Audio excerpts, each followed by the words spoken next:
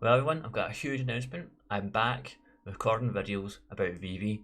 A few people reach out, asked me where I've been, what's been happening. Long story cut short, I've been very unwell, finally feeling well enough to work and do a bit of recording. But the biggest surprise for me is I've recovered quicker than the market has. Even though I've been ill, I still have been knowing the market and seeing how things are doing.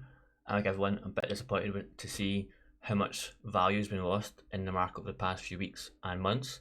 So in this video I'm just going to cover some of the things I'm looking forward to coming up in terms of VeVe development, some of my thoughts on that and what I'm planning to do next. So stick with me if you want to share that journey.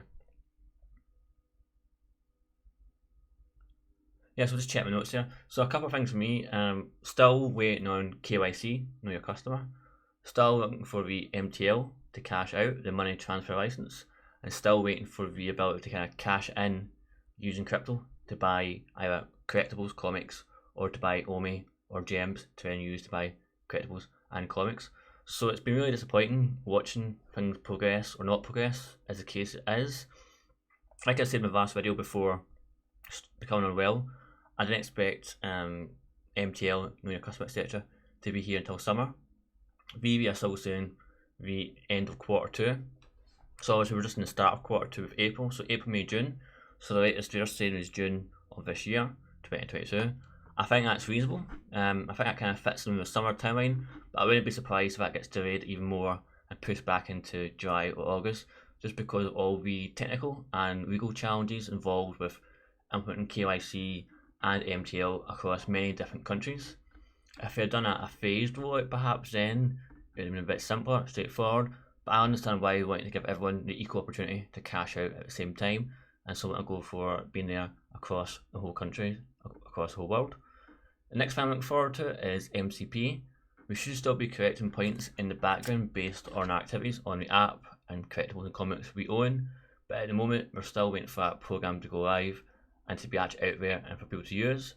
Again, I think that'll be summertime for us. I think we'll probably do 2 or 3 things at once in terms of KYC, MTL, cash in and out, and MCP program, just to kind of give that kind of influx of new people, but also prevent people from withdrawing all at once. Try and do like a balanced approach to it so it really works out quite well.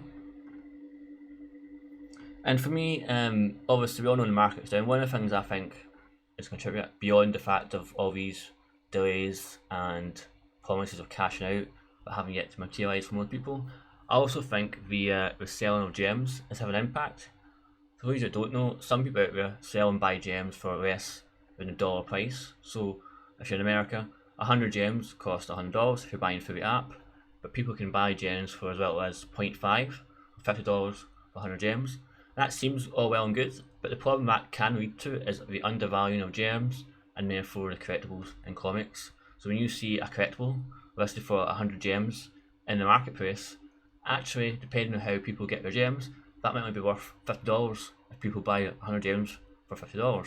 So that can really have the effect of undervaluing what you're doing and actually kind of destabilizing that currency.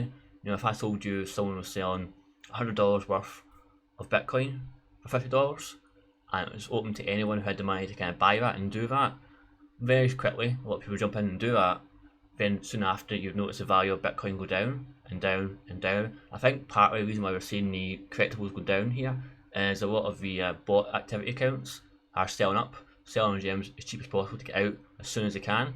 VeVe have done quite a lot to restrict and deal with the bot problem on the app, and that in turn has a lot of positives but also a lot of negatives in terms of the short term. So for me, that's one of the things that's causing the market to kind of go down. Once we have the kind of promised KYC, MTL, MCP, etc., once all that's in place, once we're secure in knowledge that bots have been dealt with, I think we'll slowly see the market creep up in value. But whilst we still have people selling gems for less what they're worth, that's always going to have an impact on the value of those gems in app. So for me, I've never bought gems off app. I'm not going to take the chance just in case something in the future comes up. I've always bought my gems through the app, and going forward, I'm not planning to put any more money in just now.